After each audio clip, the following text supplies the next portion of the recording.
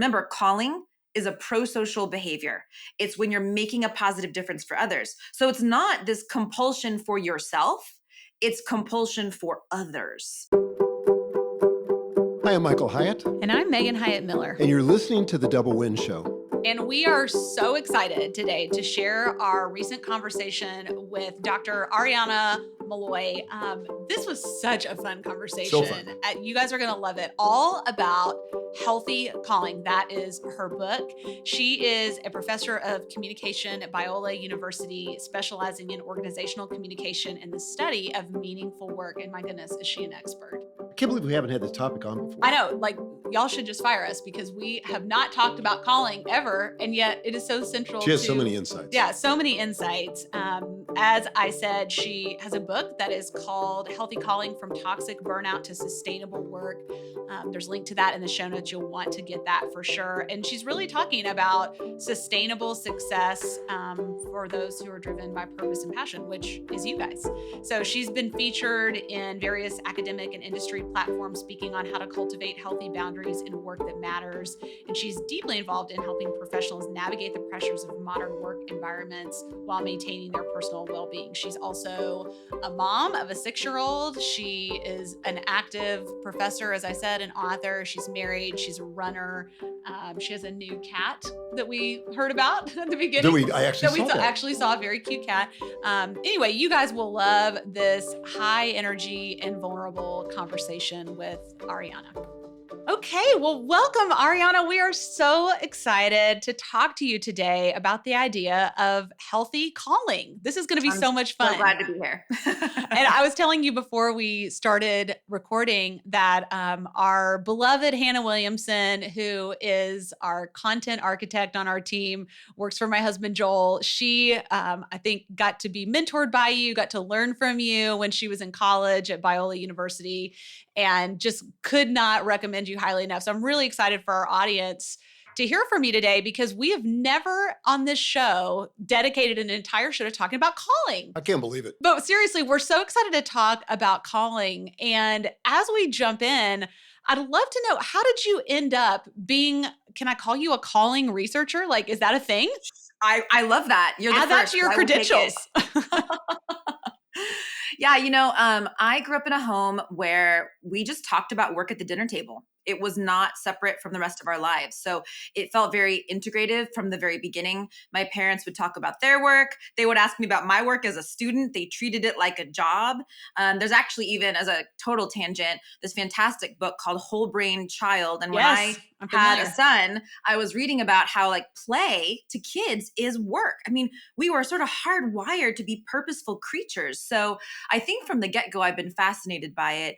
And then in different experiences as an intern and first job foundations and different experiences that I've had in work, I was fascinated by the way people talk about work, how they experience it, and then how that communication about work sort of served as a compass to guide their further experiences of work.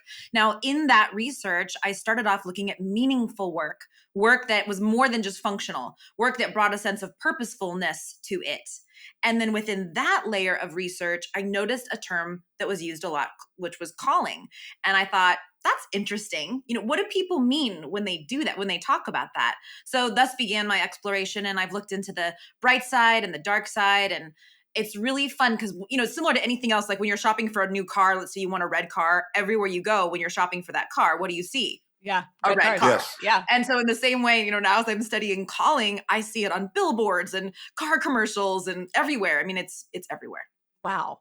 So is calling something that is for everybody, or is it kind of like a luxury thing that we only get to talk about if we're, at a level of affluence that makes it accessible, like we're independently wealthy? That was literally the question I was going to ask. Oh, really? I thought you were going to ask it. Okay. All right. Well, there you go. I'm so glad you asked that. So just to be clear where I'm coming from when I'm talking about calling, I'm a Christian. And so as a Christian, I feel like all of us are called to love God and love others. And really as human beings, a basic good flourishing value is to be good to others. And so I think that's something that we all have the opportunity and the invitation to do. Now, within that, I think there's also certain things in our lives that allow us to use our skill sets and our passions combined in a unique way that feels a little bit like what Adam Grant would call flow. So there's this idea that we're experiencing something that feels not effortless, but almost joyful. Now, the difference between flow and calling, by the way, is that calling involves community. So there Oh. are 4 things that distinguish work as a calling, if we're talking about work as a way to experience calling. The first is that it feels meaningful. So you're not just flipping the switch on and off. You find meaning behind that. Like when I turn the switch on, the light goes on and people can see. That's meaningful. The second thing is that there is an identified caller. Now, you might experience that as God. You could identify that as of the voice inside of you, the universe. I interviewed a musician who felt like his guitar had been calling him since he was a boy. So Wow. there are different moments, but there's this distinct sort of communicative interaction that, as a communication scholar, I love pointing to that there is a dynamic relationship happening at the get-go between you and that sense of caller. The third thing is that passion and skill set. And the combination is really important because we all know it feels good to be good at stuff, right? Mhm. Mhm. But that's not a long-term motivation. That's short-term. If you're only good at it, like I'm pretty good at event planning, I don't love it. It does not ignite my soul. It's not something that gives me joy. I don't think about it when I'm like brushing my teeth for fun. So in addition to being good at something, which is short-term, you have to love it. Now, it's not enough to love it. You do need to acquire the skill set for it. And again, this is an apprenticeship mode. So you think about someone who's called to be a surgeon. They don't just magically say, "Oh, I'm called to be a surgeon. I'm going to walk into that surgery room. Let me go." You don't do that. That would We be hope not. negligence. So you have to have a sense of equipping. So purposefulness, an identified caller, passion and skill set. But the fourth thing, and this is what makes it really distinct, is that calling involves community. Pro-social behavior is what we would call it in the social sciences, where you are helping make a positive difference in the lives of others, which is both the thing that's igniting you, like, oh my gosh, I'm sensing this need and I can help fill it. And it's the thing that can really cause that sense of calling, which is so bright and good, to actually get a little dark and toxic. It's interesting because there are a lot of jobs that seem menial, perhaps mechanical, where people are disassociated from the meaning. But I was talking to one of my coaching clients the other day who happened to be a dentist. And I said, "Well, what is it that you do?" And, he said, "Well, I fix teeth, basically." And Hmm. I said, "How does that energize you?" And he said, "Not really. I'm kind of looking at making an exit." And I said, "I don't think you're fixing teeth." I said, "I think you're instilling confidence and giving people the ability to connect with other people without thinking about themselves, to be more other centered." And like he lit up, like that was a whole new thought to him. I love So that. is that the kind of thing you're talking about? Absolutely. And just to circle back to answer your other question, yeah, it is a privilege to have the support to pursue your calling, but that sense of calling is available to anyone, anywhere. I've interviewed people who are beauticians behind a makeup counter, similar to what you were just talking about, who actually feel like when I help someone feel beautiful, their whole life has changed. You can Hmm. interview Wow. someone who cleans hospital rooms. I've interviewed a bunch of people all in different stages of hospital care. And when they feel like they are making that room clean for the next person who is exhausted and hurting, that can feel like a calling. But yeah, so what you just talked about, that's job crafting, right? And so Mm. sometimes just finding that sense of calling is reframing the work you're already doing, locating that purpose behind it. And when you do, the lights turn on. This is a Wow. big idea Yeah. because I think there are a lot of people that think they're stuck in a meaningless job, but they really just need to reframe it and maybe Yes. extend their horizon a little bit to see the secondary and tertiary effects of what their work does or allows. Mhm. It reminds me of years ago. There's a video you can probably find it on YouTube that Chick-fil-A produced. And I think it's something like Every Life Has a Story. I don't know if you've ever Mm. seen that, That's Ariana, Mhm. but so good. it's like where, just if you haven't seen this, to describe it, it's like you go into a Chick-fil-A and you see the workers at Chick-fil-A talking with the customers, and there are these little bubbles that pop up that tell you a little bit about their story, like just diagnosed with cancer, lost his wife 3 months ago, just sent her daughter off to her first day of kindergarten, just found out he lost his job. Like basically real common but human stories. And the people at Chick-fil-A were able to exercise their calling of seeing those people, and that was the Yeah. point of the video, was to realize that the people you're serving chicken nuggets to or a chicken sandwich to are real people with a story. And if you can really see them and not just think of them as a customer, but as a person, that transforms the Mm. the work that you're doing, but it also transforms their experience. And I think we would all agree that if you go to a Chick-fil-A, it's not your ordinary fast food restaurant. 100%. I've had the pleasure of working with Chick-fil-A as well, and you can tell by interacting with Yeah. them that they treat every encounter like an opportunity to see another person. Yeah. They recognize the personhood of each one. And in fact, we had wildfires recently in California, in Yes. Southern California. And In-N-Out also does the same kind of a thing. They had Huh. these signs on the door when the fires were raging that any first responder or firefighter could get a free meal. And they began honoring the personhood of the people that entered into the door, and you can just tell it's a different place. I love Wow. that. How has our idea of work and calling changed over the last 100 years? Oh, that's a great question. So there's a really fantastic book called Make Your Job a Calling by two vocational psychologists, Ryan Dick and Brian Duffy, and they trace the different ways that we experience work as a calling all the way back to the Greco-Roman times, actually. Mm. Hmm. And so it used to be that work was intellectual, that those who had the privilege of not having to use their hands were, quote unquote, closer to God. And then we moved into the Renaissance, where to create meant to emulate that sense of connection to the heavenly. To experience calling was to actually use your hands.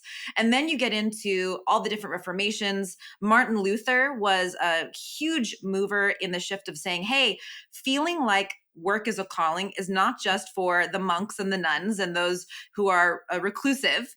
It's actually for everybody. But then you get into St. Augustine and John Calvin and all of these other folks who say it's not just grow where you're planted, which I do appreciate that. But I think sometimes when we use that phraseology, we miss an important thing. And that is we have specific skill sets Mm. that if we are brave enough to locate and seek development in, we will actually experience a greater sense of passion and fulfillment in work. So to answer your question, I mean, it's been around. It just depends on who is deemed as having accessibility to that. This is like a little bit of a departure, but do you think that the rise of AI will enable human flourishing and for humans to focus on what they do best? Or do you think it's a potential threat to that? Ooh, I think it's a both and. Now, I will confess, I'm going to make a confession to you. Are you guys ready? We're We're ready. ready. We're ready. I'm a little bit reticent about AI. I'm not anti-AI. I think it's great. I think people need to speak into it who want to help shift and change what's being used. But it to me, it feels a bit like I wish that people had to get a driver's license in AI before they could use it. Because I think that what I'm seeing in college in particular is that we're using AI like a Google search engine, but there's a fuzzy line between brainstorming and creating for us. And if we Mhm. don't maintain the intellectual, emotional intelligence that's required for just, stretching those muscles, then I think we let it think for us. Now, if we let it be used as assistance, that's great. So I have a friend who just went to Oxford, and she wanted to surprise her husband with a really cool, like, experiencing Oxford thing. So she submitted into AI, like, can you make a scavenger hunt of all these cool places in Oxford? And it did that. That's a Wow. great use of AI. I do see, though, that students, especially in classes like I teach a research methods class, they don't know how to come up with their own ideas. So I'm a little bit Mhm. thoughtful on a good day about how we're seeking to use AI. But I don't think it's, all bad. I'm not sure I think it's all good either. Yeah. Yeah, I think I that's a fair answer. I appreciate that. Let's talk about overwork, workaholism, and burnout. Those are two things you talk a lot about in your book, Healthy Calling. And I think that is very much in the conversation that we're having with our community about winning at work and succeeding at life, the double win. Mm. Because so often, one of the biggest things that keeps people from attending to the rest of their life from ultimately flourishing is that they're giving a disproportionate amount of their time to work in a way that they don't have anything left in terms of their attention, their time, their energy for life outside of work. So, talk about those ideas of burnout and workaholism and how they work against our expression of our calling. By the way, I love the double win idea. I just think that's fantastic because it is a whole person thing that we're talking Yeah. about. Mhm. Work Yes. and life are always going to be connected, whether we want it to be or not. And Yep. so we have to pay attention to both sides. So I just Mhm. think that's fantastic. Yeah. So research shows, data backs up that if you feel a sense of calling or that beautiful meaningfulness at work, you're the person they want in the room. You're the one who stays after, who signs up for more, who says yes, who influences the group with positivity and strategy, and you're able to withstand organizational change, societal change. You're the person. But in the same way, of all the people groups that approach work, whether it's a work job or a career or a calling, if you feel like your work is a calling, you're the most prone to burnout, like Oh, by far. interesting. Huh. And We're in the the danger reason for zone. that, Yeah. yeah. Does that surprise you? Yeah, No, it Yeah. doesn't surprises mean me a little bit because I think that sometimes what we encounter, and maybe this is what you're about to tell us, but there can be kind of an addictive quality to overwork that feels like it's not about what it's about, you know? Right. And Yeah. and rather than like a joy. Like when I think of calling, I like the word joy just is the word that comes Yeah. to mind. And sometimes Yeah. I think it's not so much about joy. It's just numbing. Sure. So workaholism and burnout from people who don't feel like work is a calling is a thing. And that is a self, like I can control this. This is controllable. Everything in my else in my Yeah. life does not feel controllable. I get my worth from this. And then all of a sudden burnout can happen. And it's like, I do not like this anymore. You find yourself sitting in your car, scrolling social media. You've scrolled social media. So then you scroll through your calendar. And then you open up your physical calendar, right? Because double win, we have these physical calendars. And so you filter through that. When you're done with that, you still don't want to get out of your car. So you look through your tasks. And when you're done with that, you just kind of sit there. And burnout can include, depression, anxiety, apathy, cynicism. It impacts relationships. Those are all bad things. Burnout from a calling or workaholism and job idolization from a calling are different. Hmm. So, burnout from a calling is not just, I don't like what I'm doing anymore. It's, I don't know who I am anymore. And it's framed with a sense of deep shame because remember, calling is a pro social behavior. It's when you're making a positive difference for others. So, it's not this compulsion for yourself. It's compulsion for others. Hmm. So the burnout happens when you see this great need and if you don't do this, someone could get hurt. When I've done some work with hospital executives, they're like, "Hey, if people take a day off, people die." So it's not Wow. it's Yeah. not so easy. There's a lot of folks who feel that need and that pressure, and they know if they don't respond, or at least they think they know if they don't respond, truly bad things happen. And so, workaholism in that regard is a particular kind of addictive behavior that stuffs down all these other feelings so that you're working to avoid the bad feelings from when you're not doing it. Huh. And in partnership with that, there's job idolization. And here, it's not so much addictive behavior, it's when your work becomes the greatest priority of your life. And you make every other decision to show up for your family or not, to show up for yourself in that morning workout or not, to show up to go to sleep or not, based on work rather than the people in your life. Hmm. So both of those things shift that burnout, which is regular burnout, from I don't like what I'm doing anymore to I don't know who I am anymore. And that is a toxic kind of burnout that, let me be clear, happens with so much shame. It is so hard to talk about because, oh my gosh, if you don't feel called anymore, have you done something wrong? Has it impacted the way you know yourself, the caller, or the community? And so it's really complicated. This is so fascinating and Mhm. such an interesting distinction Yeah. because I've talked with leaders, high achievers, and they'll often tell me, I'll say, "Do you have any hobbies?" Because I kind of use that as almost a Yeah, litmus great. test of whether there's any semblance of balance. And more often than not, they will say to me, "My work is my hobby." Oof. We've And heard that. So, I mean, if we've heard that once, we've oh, heard it 1,000 and times. I totally No. get it because I love Yeah. my work and I am prone to overwork, as Megan will tell Mhm. you. And the reason that full focus exists is because of my own struggle with this. But this is not in the distant past. This is something I'm facing sort of in the daily arena of my life because I really do love what I do. And that kind of leads me to the question, what's the role of boundaries? I know you talk about that in the book. Mhm. What's the role of boundaries here so that we can protect what's sacred, but make room for other things that are sacred? Yeah, so good. And I completely hear you and I feel the same. I think when you love what you do, it's really hard to not want to do it, you know? It's like it's fun, it's great, it's purposeful, it feels good. It's like, "Oh, yes, do more." So again, it's not coming from a bad feeling. It's coming from a good feeling. And so we want to protect that. And actually to learn how to rest well, to learn how to have good boundaries actually protects that healthy sense of that calling. I'm smiling as you're talking because I remember interviewing this one doctor who is just a delightful human being, older gentleman, and kind of crotchety. And he invited me into his office as I was interviewing him, and I noticed on the wall there were all these pictures of his family and his grandkids and drawings, and then next to it was a certificate for Italian classes. And I asked him about it, and he said, "Well, the thing that keeps me grounded." The reason why I don't end up hating what I'm doing or burning out is that I have hobbies that are not related to my job. I take off my doctor coat and I become someone else. And so he's Huh. telling me that he started taking like introduction to Italian classes at a community college. And in fact, he won most outstanding student. And he was so proud that this That's awesome. framed certificate was next to his doctor's, certificates. And so, I think about myself. My husband and I, we go for runs. I'm not a real good runner, but we do half marathons and 10Ks.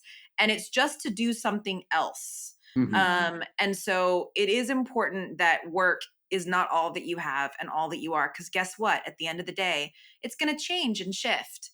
And if we make that with a closed hand, if we hold that with a closed hand, it's not going to go well. Yeah, I was just gonna ask you in your life, what does this look like? Like, what do boundaries look like?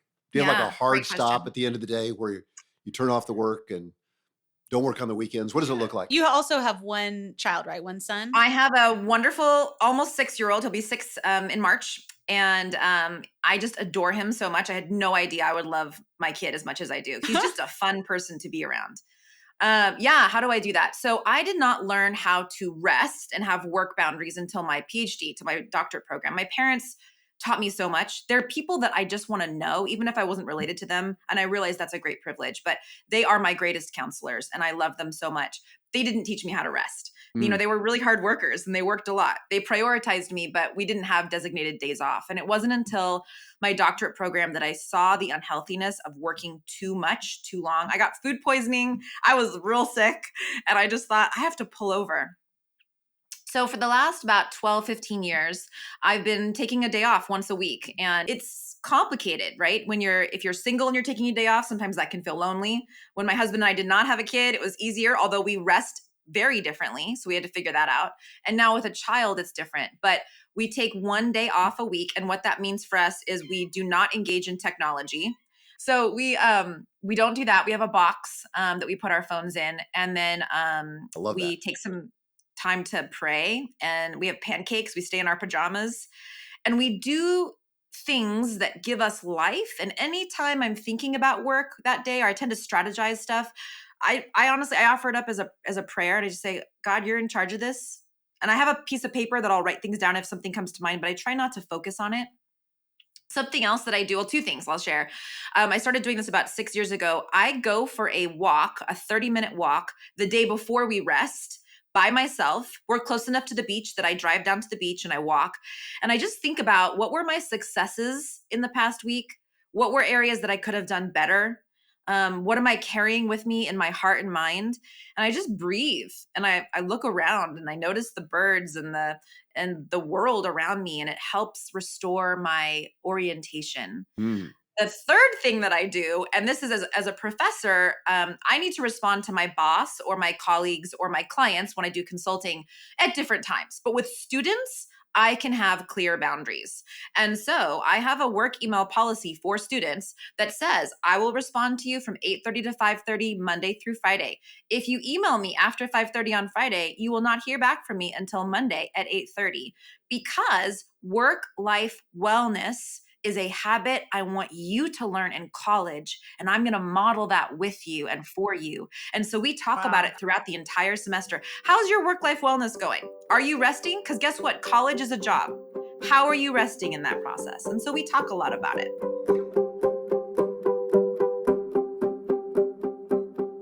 You know what's really interesting to me technologically, and Megan and I were talking about this earlier today because I'm writing an article on this.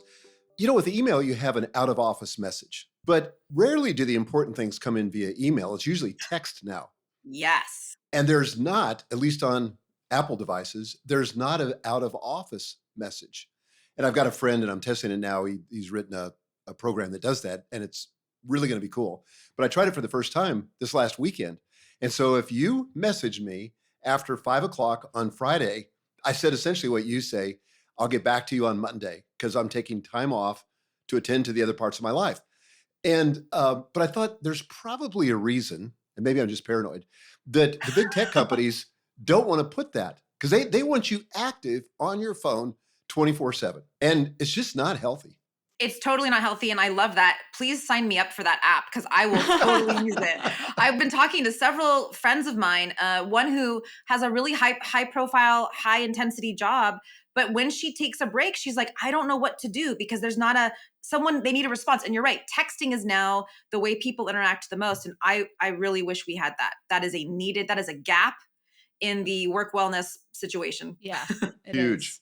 I know there are people who are in our community who are listening to this and they're thinking, I I don't know what my calling is. Hmm. Maybe they're even successful in their work. Most of the people that we're talking to are, but they're not sure if that's their calling or they feel some kind of emptiness. How do you, practically speaking, discern what your calling is if you don't already know the answer to that question? Yeah, that's such a good question. First of all, calling really, and this is how I approach it, calling is a relationship with the caller. And so it's really relational, and it's a relationship with yourself, the called, and it's a relationship with the community that you impact. And so focusing more on the relationships rather than grasping hold of this is my calling can sometimes be messier, but also more satisfying. So I would say first, who are the people that you love to be around or that you feel a need to help? Are there situations where you walk into the room and it's just clearer to you than it may be to other people what's going on? Paying attention to those skill sets and passions. I'm a big fan of personality tests. They do not stress me out. I don't ever feel like they have to define me, but so I would say that I think that one thing I've been a big fan of recently is building your board. So finding a Huh, personal board of yeah. directors. So thinking through the people in your life who, 3 to 5 people who inspire you. I would encourage you to write down exactly what you respect about them, questions you would want to ask them, and then literally see if you could meet with them once a month or quarterly, and say, hey, I'd love to have you be someone I check in with. And I think it needs to be more than one person because ultimately no one person has all the answers, no one human being. And so having a personal board of directors, I actually teach my students in a class. They create like a little portfolio of their personal board. So I think that's really, you guys are smiling. So I I feel love like, it. Well, It I'm, sounds so cool. I'm smiling for a different reason. First of okay. all, I absolutely love this idea, but I'm very involved in AI and in a couple of AI Mm, communities. And there are people, this is a trend where people are creating AI virtual boards mhm. where they'll put, Steve Jobs on it and, whoever their heroes Cool. are. And then they will consult with the board on major decisions, but they want all That's those funny. board members to respond as themselves. And I've seen some of the output. It is astonishing.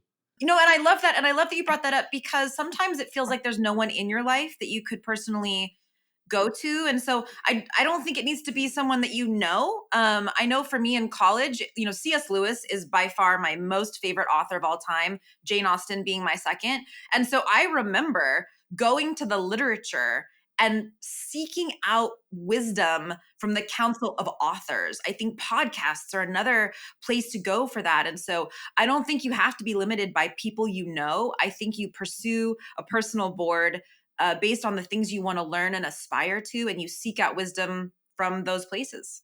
Yep. This is a big idea.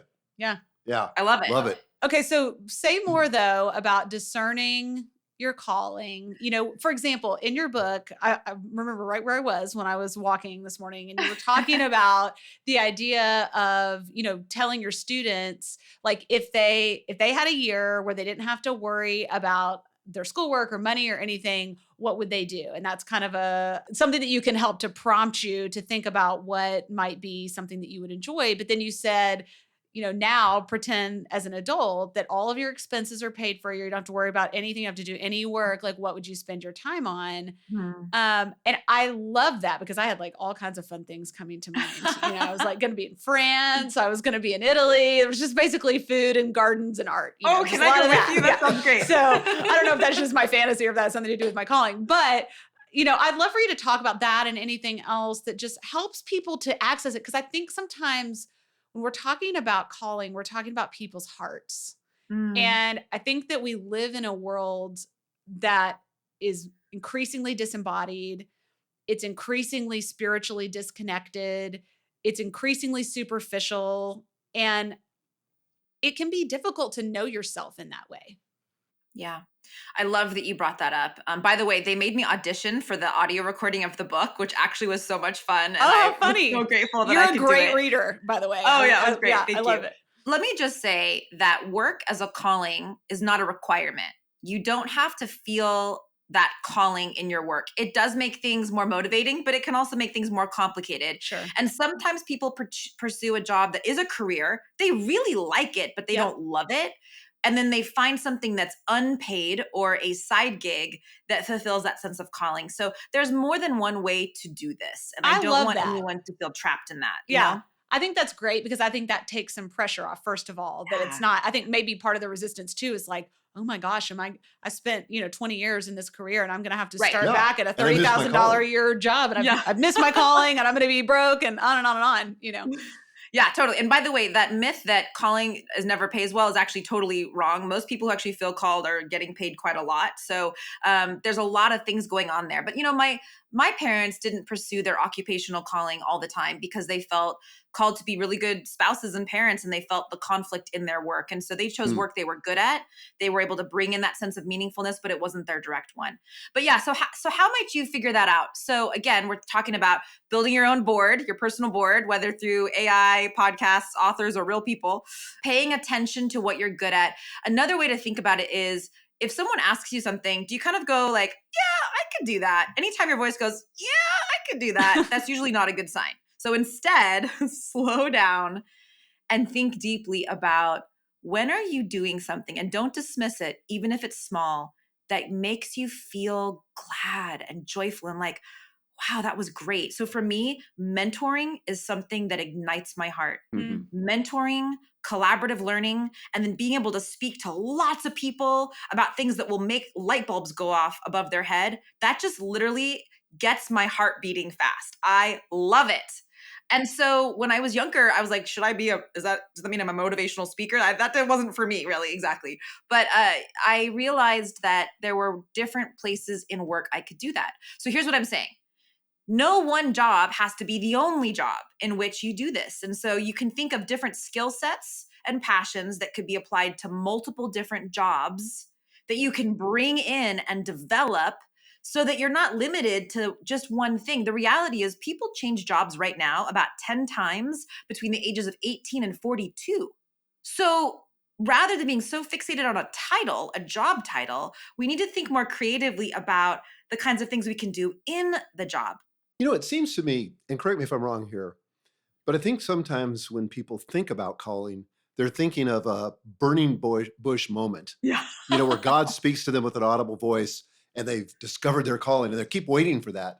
But it seems to me like it's more like a journey that unfolds over time. Absolutely. In fact, it's unusual. Not it does exist, and I myself have had those moments, but it's a lot more unusual to have like, the skies part and rays of sunshine streaming down and saying, this is your calling, and then it's clear and obvious and easy. Most of the time, it happens upon reflection. It happens after the fact. In the moment, it's not so obvious. It's this subtle sense of peace or just a feeling like, I think this is right. And then you look back and it does feel good, or the opposite. You say yes to something and it does not feel right. And you realize you need to change that. One financial advisor that I was working with told me that he actually wanted to be a pastor originally. And he went to India for some sort of pastoral training. But on his days off, he kept going to financial books. He was like going to these book fairs and he was so drawn to numbers. And then he said, I realized I was denying who I was. Oh, I needed to follow my interests. and God was there too. And so now he's this phenomenal financial advisor who is so pastoral in the way that he counsels people, that he's using his skill sets in a really cool way. But I want to go back a little bit. Like, so for people who are in a job and they like it, or they most of the time like it, but they don't know that they can leave it. They don't know if they want to leave it. There are job crafting strategies that they can do. And I don't know if you've talked about this before, but there are No. three. So the first is task crafting.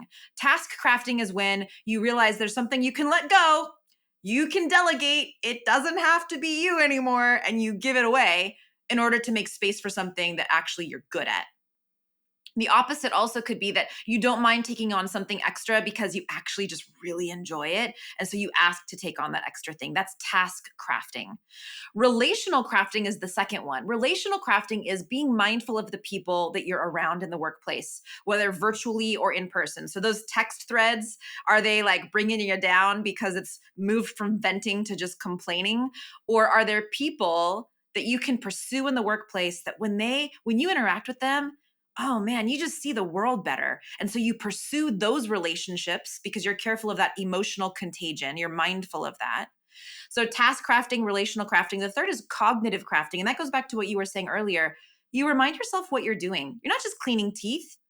You're making people feel better. You're contributing to their overall wellness. And in a situation where people feel very vulnerable and scared, you are assuring them they are going to be okay.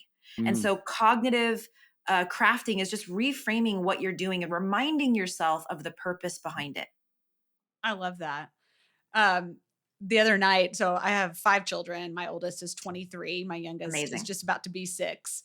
And my 23-year-old was over the other night and he was like on cloud nine. So he doesn't live at home anymore, but he lives nearby. So he comes over for dinner and, it was one of those nights.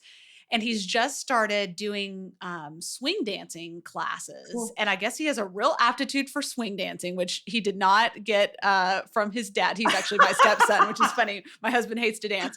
But he got asked to be in this dance troupe where I guess they go perform. I mean, I was like, Finn, I don't even know what a dance troupe is. Tell me. And he was like, I had the best day. As he was talking, he had just left dance. This was the best day I have ever had. And he said, like, I just can't get enough of this. I just want to dance like all the time. And he was telling me why, and it was fun because it was complicated, but you had to communicate and all these different things. And that was kind of a dramatic example. And I think sometimes younger people are a little less self-conscious and may just sort of put it out there because they're not trying to be so cool about it like us, as we get older and further down the road. But I thought, what a great example of him feeling his heart come alive to something Mhm. and just like leaning into it, and I don't know if he's going to do something with that professionally. But it doesn't even matter. I think that's maybe an example of outside of his professional life. He works at Chick-fil-A right now and he likes it, but Cool. he would not say, I don't think he would say that he feels that that's his calling, but I think he's discovering a part of his calling even outside of work as he's enjoying this dance aspect of what he's doing. I love that. And I think we don't honor that need and importance of play as Yeah. much as we could. And I think when you were talking, that made me think of the 7 types of rest. So Mm. a lot of times when people who love their job try to rest, they don't do it in a way that actually makes them feel satisfied. So they're frustrated, like, rest was annoying. That was a waste of time. But the reality is, and I think it was Dr. Dalton Smith who came up with this, it's a TED Talk component, but it's 7 types of rest. And one of them is creative rest. So if you're just needing an outlet to restore that part of who you are, creative rest is the way to go. There's sensory rest. So that might be like unplugging from the digital chaos or Yeah. noise that you feel. And even like within physical rest, she defines it as 2 different kinds. There's one that's just static rest, like take a nap. Or there's active rest, which is, do a yoga class or go for a gentle walk. And so I think exploring the types of rest that actually do restore who you are. We have this very singular understanding that rest is like sitting on a couch and looking out the window, which I confess sometimes is what I need. But a lot of times it's not. My husband, who's a high capacity Enneagram 3 achiever to the utmost, that is not what he needs. He needs to go to Disneyland and play all day long, and that will restore his heart. That's so funny. I'm an Enneagram 3 too, but that does not sound No. attractive Yeah, to me. you're an introverted, well, sort of introverted Enneagram 3. We have this model called the Freedom Compass that basically imagine a 4-quadrant, and it's basically the intersection of passion and proficiency. So I wrote about this Mm, in my book called Free to Focus. And so it creates 4 zones. And so we call it the desire zone, where your passion and your proficiency come together, which is what you're talking about. When you cool. have no passion or proficiency, it's your drudgery zone. When you have proficiency but no passion, we call that the Disinterest the in. disinterest zone. And then when you Mm, have passion but not the proficiency, and it's a place we kind of go to escape, that's the Distraction. distraction zone. Thank you, Megan, for cueing me. But we also, after we did that, we thought there's an area, and I'd love to get your response to this, that we put kind of right in the middle that we call the development zone. Now, these mm, are things that you think might be your calling, but you're not yet proficient enough to know. And so, for example, I used to hate public speaking. I used to hate writing. Now, those are basically the 2 things I do every day, all day, and I love them. But I had to get to a certain level of proficiency before I could say with certainty, this is my calling. Do you find yeah. that? Absolutely. I love that so much. I need to get my hands on that. I want to read more about that. That's so cool. I love the terminology, the way that you named that. Yeah, and so actually, and I talk about it in my book as well, really a healthy calling, the linchpin of it is humility. And part of humility is the willingness to learn more, to know that you Ooh. don't know everything. And that is not a threat, but it's actually exciting. So that's the whole point, is that we are dynamic creatures, and we ought to get better and grow. And this to me again goes back to that growth mindset versus fixed mindset, where, and I will confess to you that I think I'm naturally more of a fixed mindset person. Unfortunately, when I fail, it feels awful. It Hmm. feels like it defines myself. But I force myself into the growth mindset capacity, where it's like, okay, failure is just information of what I'm not good at and where I need to grow.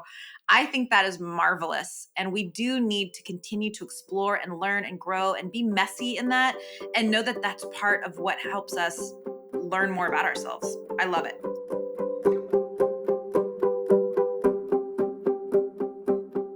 Okay, I'm so glad you brought up humility, because when I was looking at the table of contents of your book, I was like, "Huh, humility. That's so interesting." That was it was like, which one is not like the other, you know? And I loved listening to that part, because I think that there's so much conversation right now about like follow your truth and follow your heart.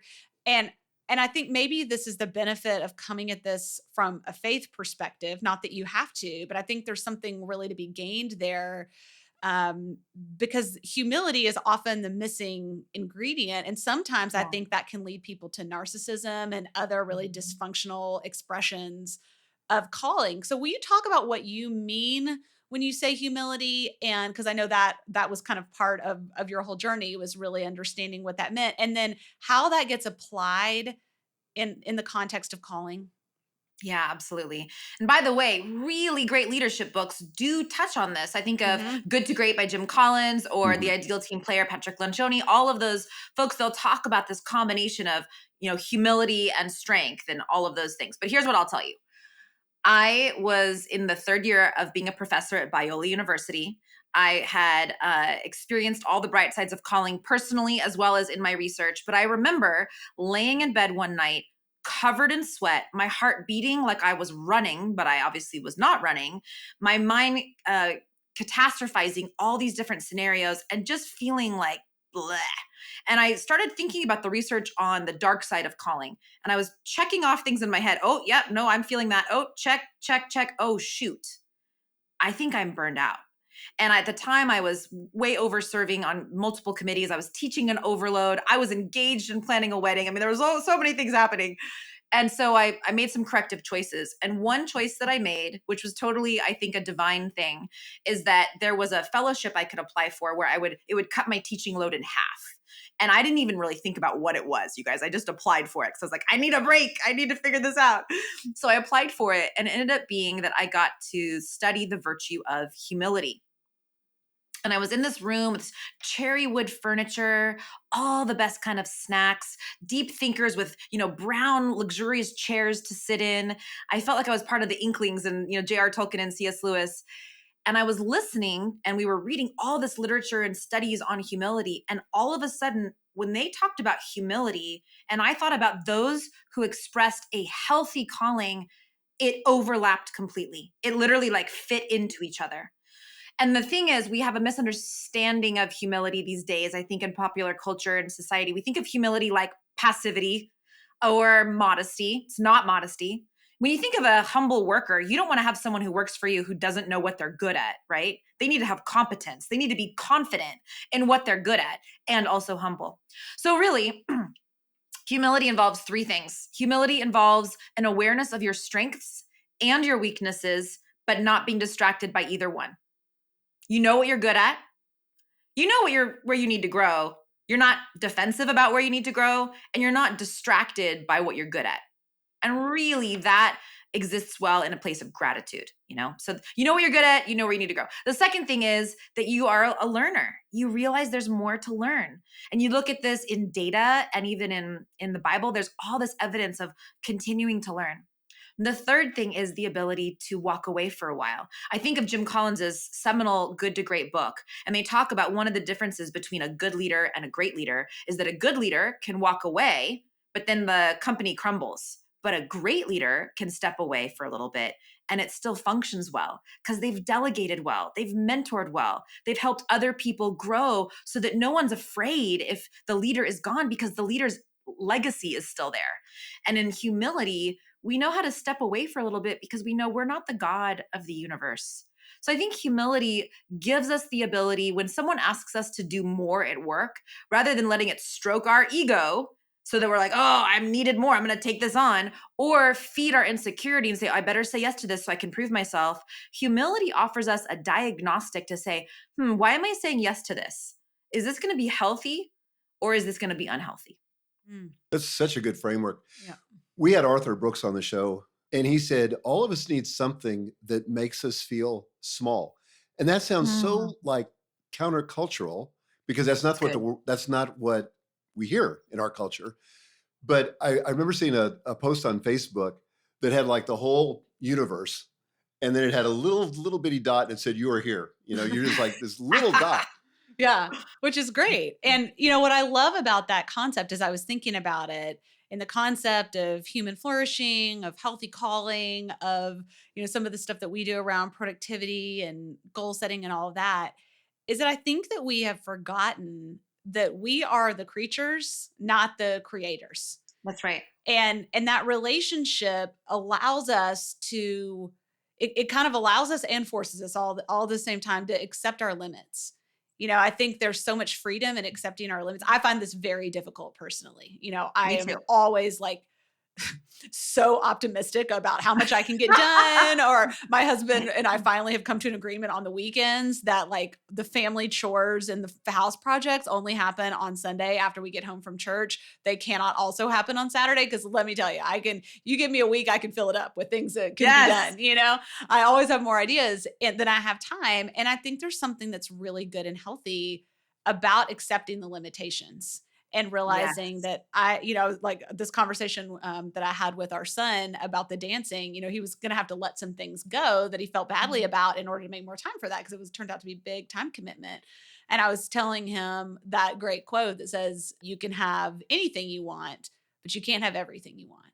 And I think that so often we confuse that and we try to get everything that has any goodness in it we want more of instead of being really selective about those things that fall within our calling. So I just love Hmm. this idea. It's like the governor on the whole thing.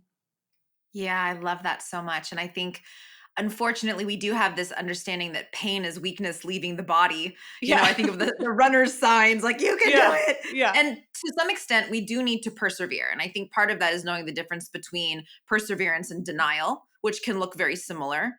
Perseverance is knowing your goal and making adjustments along the way when things inevitably change so you can get to the goal. This is why a calendar and planning and lists are so beautiful.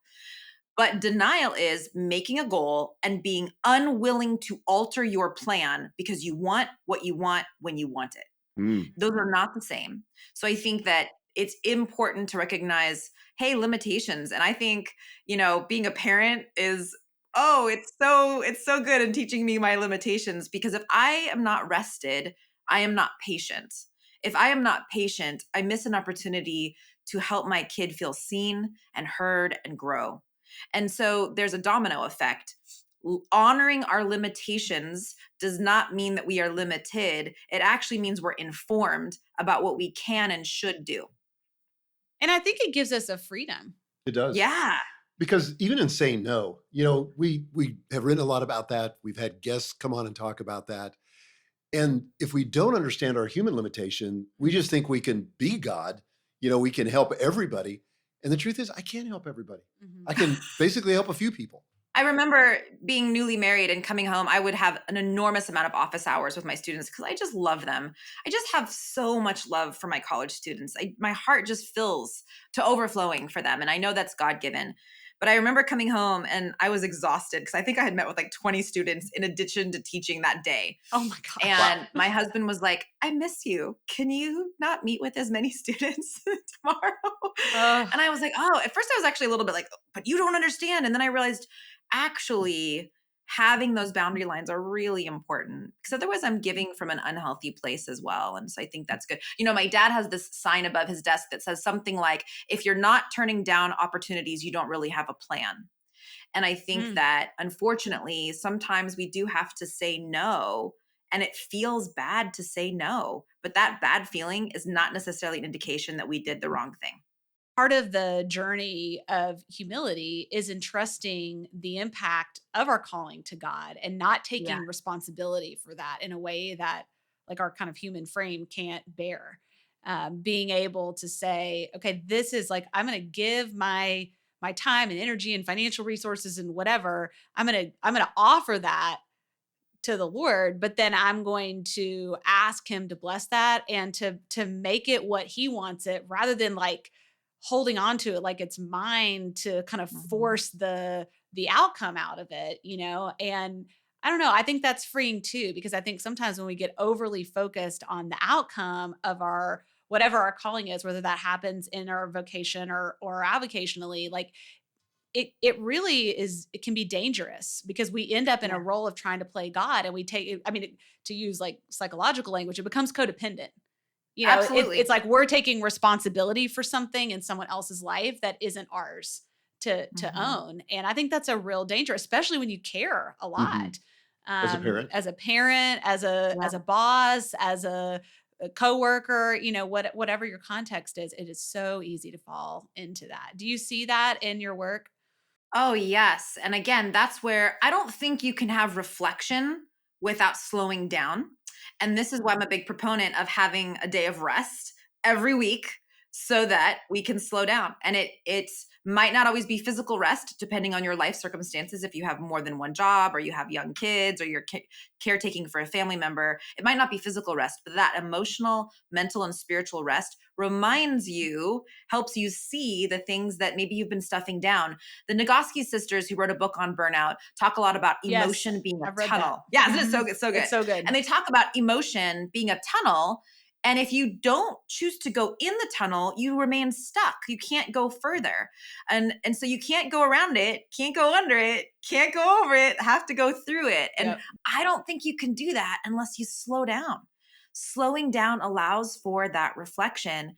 And I know for me, I'm so used to the motion and momentum of movement that it's almost like stepping off of a boat and walking on dry land and you feel a little rocked by like, whoa, what's going I have to slow down. But once I do, I almost always hear the whispers of my caller reminding me about the order of things and the orientation of things. And I'm always, always better for it. Megan and I have talked a lot about this, but we live in a world of hurry Yeah. and we do everything fast. I mean, I walk fast and I drive fast. I like never drive the speed limit. Uh, I mean, true confession. So anytime I'm out, I'm fair game. I love it. But I think that there is a reaction to that coming where people just feel the need to slow it down because hurry has become a value in and of itself. We all march to that. I don't know if it comes from a scarcity mindset. I'm at the age where, I have less runway than the two of you. So, I can feel like, oh my gosh, I got so much to pack in and there's so much I want to learn. but to just slow it down a little bit. Mhm. And we were talking in a previous podcast about John Mark Comer's work, the ruthless elimination Yes. of hurry. And that so So good. resonated with me. In some ways that hurry, it has like an existential quality to it that it's almost like a refusal to face our own mortality and to kind of outrun it. And even, again, not we know not everybody in our community is coming from a faith-based perspective, but just speaking personally, it's like as Christians, we believe that we have eternity on the other Yeah. side. Like there's an interruption, a death in our life, but that we have eternity and that the next life is going to be better and, fuller than this one. And yet Mhm. we live like practical atheists and, we deny that reality like time is running out. And in some ways I think, obviously the psalmist says teach us to number our days we may find a heart of wisdom, like so there is a purpose to that, but I also think we can ignore the fact that the scarcity is sort of pretend in some ways. The Yeah. best Good. things in life go on. But I do appreciate that it's very real. I mean, Yeah. 2 years ago, I had a lot of people in my life, including myself, with some serious health issues. They just Yeah. all surfaced around the same time. And I went to the ER several times. I was misdiagnosed with something else and ended up really just needing to process my own mortality. And it was like, this is way too early. I feel like this Yeah. is way too early for me to process my mortality. But it did create in me a fresh understanding of that scarcity model and what that actually feels like in our bodies Mhm. Yeah. and in our hearts and in our Yeah. minds. And all I can say to you is I agree. I think of the peace that passes understanding, the peace that is not like what the world promises, the peace that by the mouth of my Lord calmed the storm in the sea, that fishermen who were skilled fishermen who knew what storms looked like and usually didn't get scared were freaking out. And so I think for me, the only way that I can stay anchored is to have that rest time that's not just for myself, but that's inclusive of my caller. Really good. I love that you're a professor. I love that you're Thank you. helping form and shape this next generation of workers. How does this raw material show up at your doorstep? And what happens or what are you hoping to send them into the world with? Thank you. I love being a professor also. And I know that that is a calling that I try to hold with open hands, but it's just the coolest job ever. I get to I'll go bet. to a campus and before the start of every semester I pray over the doorway and all the seats and then these people come in, these young adults who either don't want to be there, are not sure why they're there or like overly excited to be there and I love all of them. Like I'm just so excited to get to the people in the back and the side and the front and what I love about talking about organizational communication, communication in the workplace and about work is you can use it anywhere.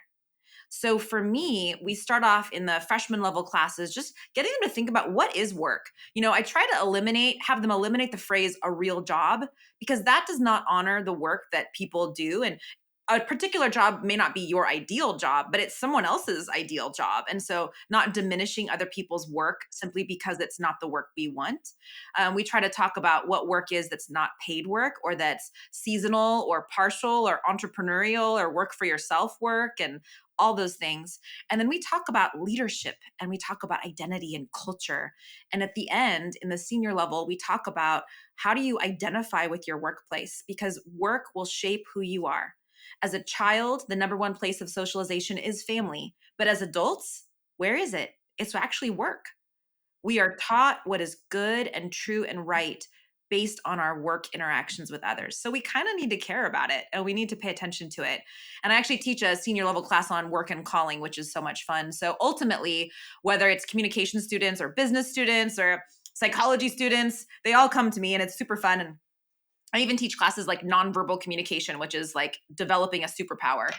But ultimately, to me, it's like giving them a universal key, a key that they might not know how to use yet or why they would want to use it, but it's in their tool belt. We live in a tool belt generation right now. But when you have communication skills that help you in the workplace, you can pull that key out and open up just about any door. And that to me is exciting. I want to go back to college. I know, seriously. Yay! I may have missed my calling as a professor. As we come to a close, we've got 3 questions that we ask every guest. And so Megan, I'm gonna let you start. Yeah.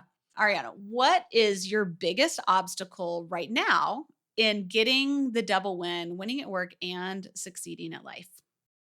I think my biggest obstacle is, well, I'll get real. There's two. One is just not getting enough sleep. Sleep is Yeah. like your best friend, and I am not getting enough of it. And, I have an almost 6-year-old, and it's just hard, Yep. And I Yep. do love my job. So there's just a lot of screaming things for my attention. I've recently been motivated by that mantra, good enough, which doesn't mean like average. Like, actually, I want to aim for good enough, but I need to realize in every circumstance what actually is good enough and maybe let go of it needing to be more than That's a message I need to hear. Yeah, it's really good. that. I tend to be a perfectionist. How do you personally know what are the markers of you getting the double win? I am energized. I feel, even if I feel exhausted, it's like that good exhaustion from a great workout. It's not the depleted exhaustion. Hmm. It's the exhaustion of feeling like you've been used and used well in the spaces that you can help make a difference. And coming home and still being a good person to my kid and my husband. So it's a double win when I leave work feeling great and I go home and I still have more to give. Great Love that. answer. That is great. Okay, last question. What is one ritual or routine that you rely on to do what you do? We've talked about this already. I go on this walk for 30 minutes every Friday. To me, it's really orienting. The Sabbath, taking a rest once a week. But I'll tell you another small practice that I've been doing recently. If I have 10 minutes or less between meetings, I'm choosing to not go on my phone. It's a 2025 goal for myself.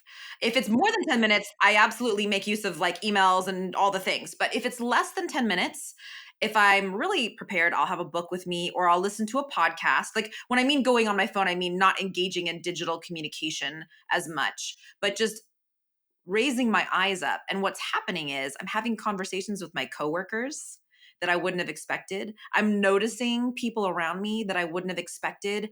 I'm looking up and out to the window and I'm breathing better. And so again, if it's 15 minutes or 10 more than 10 minutes, then I'm absolutely going to make use of maximize my time. But if it's 10 minutes or less, I'm making it a challenge that I don't always succeed in, but I really try, of not getting on my phone.